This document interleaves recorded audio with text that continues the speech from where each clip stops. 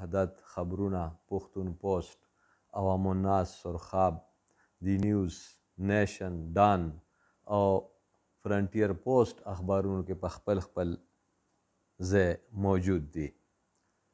په دغه سرلیکونو کې یو اهم سرلیک د مختلفو څیزونو په نرخونو کې د کمی دی چې په دې ډول دی: د پټرول، غوړو او اوړو د ارزانېدو زیری، په نړیواله سطح او نړیوال کچ د تیلو قیمتونه کمیږي چې ثمرات به یې ولس ته رسولی شي.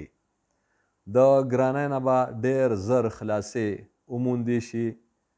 د وزیر اعظم شهباز شریف وینا: د تیر حکومت د غلطو پالیسو په وجه ترقیاتي منصوبې د ځنډ ښکار دي.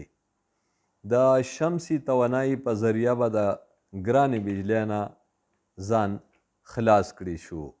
د وزیر اعظم وینا: په یوه هفته کې به د خوراک تیل، غوړی نرخ ارزانیږي او د دغه ارزانو غوړو او د خوراک د ارزانو تیلو فیدې به ولس ته ورسیږي. په 350 روپۍ کیلو به غوړي ترلاسه کیدی شي.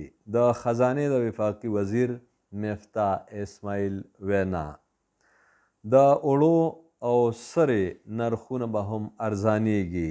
نړیوال مارکیټ کې د تیل ارزانېدو فایده به په صحیح وخت ولس او عوام ته ورسولی شي.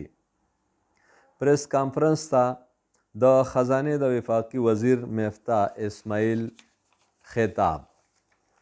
یو بل سرلیک د حج د خطبې په هکله دی. په سعودي عرب کې سبا حج نمانځلي کیږي او دلته زموږ په سیمه کې په دې ملک کې بله ورځ انشاءالله غټ اختر نمانځلی شي. د حج د خطبې په هکله اهم سرلیک داسې دی: د حج خطبه به نن بیانولی شي. د ټولې دنیا نه سعودي عرب ته په لکونو خلک د حج دپاره تللی دي چې د حج د مناسکو په ادایګۍ کې دا وخت مصروف دي. 10 لکه عازمین یعنی حج گزار منا ته رسیدلی دي. د لبیک اللهم لبیک اوازونه روان دي. منا کې د عازمین د حج گزارو دپاره د خیمو ښار آباد کړی شوی دی. یو بل سرلیک د مانیټري پالیسۍ په هکله دی چې داسې دی: سټیټ بینک آف پاکستان د نوې مانیټري پالیسۍ اعلان کړی دی. د سود شرح 15% ده.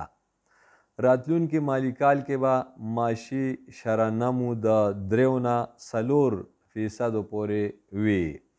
د ګرانۍ د شرح د 18 نه 20% پورې د پاتې کېدو امکان دی. عام تن یعنی عام سړي ته به ټارګیټډ هدفي سبسیډي ورکولی شي. ګرانۍ کنټرول کول یا په ګرانۍ قابو موندل اوس زموږ اهم مقصد دی. د سټیټ بینک د قایم مقام گورنر ډاکټر مرتضی سید وینا.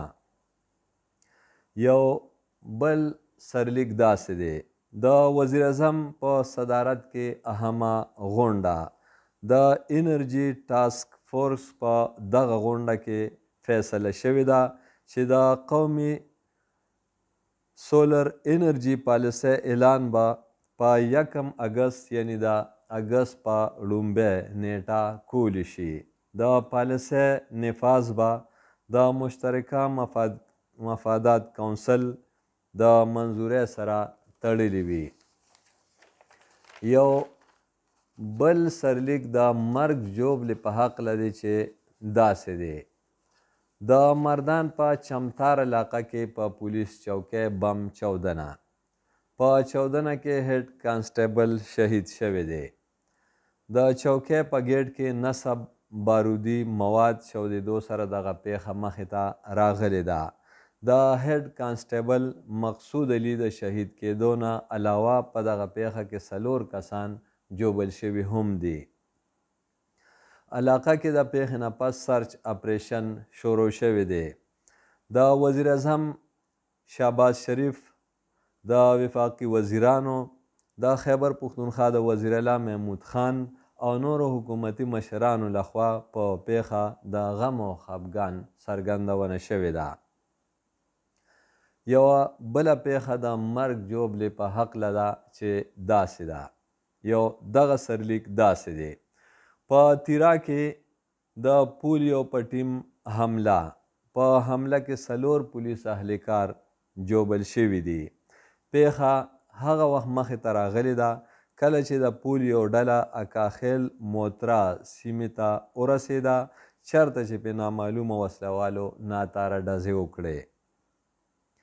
د پولیس په جوابي ډزو کې ملزمان په تیښته کې بریالي شو.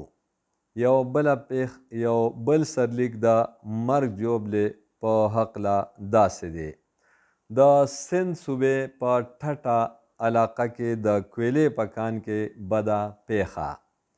په دغه بده پیښه کې 4 کان کنیستونکي حق رسېدلي دي. د وزیر اعلی محمود خان لخوا په پیښه د خفګان اظهار. وزیر اعلی د ټټه انتظامیې سره د رابطې کولو هدایات جاري کړي دي چې دغه شان دغه مړي خپلو پلرنو سیمو ته منتقل کړي شي. یو بل سرلیک د باران په هکله دی چې داسې دی: د لوی اختر په موقع د خیبر پښتونخوا په 11 ضلعو کې د باران ورېدو پیشګویي. پیښور، نوخار، مردان، صوابی، ایبټ منصره، سوات، دیر، هریپور، کورما او کوهاټ کې د تیز بارانونو ورېدو امکان دی. سبا د جولای د 9مې نیټې او د 12مې جولای ترمنځ په ورځو شپو کې د سختو بارانونو ورېدو امکانات ښودلی شوي دي.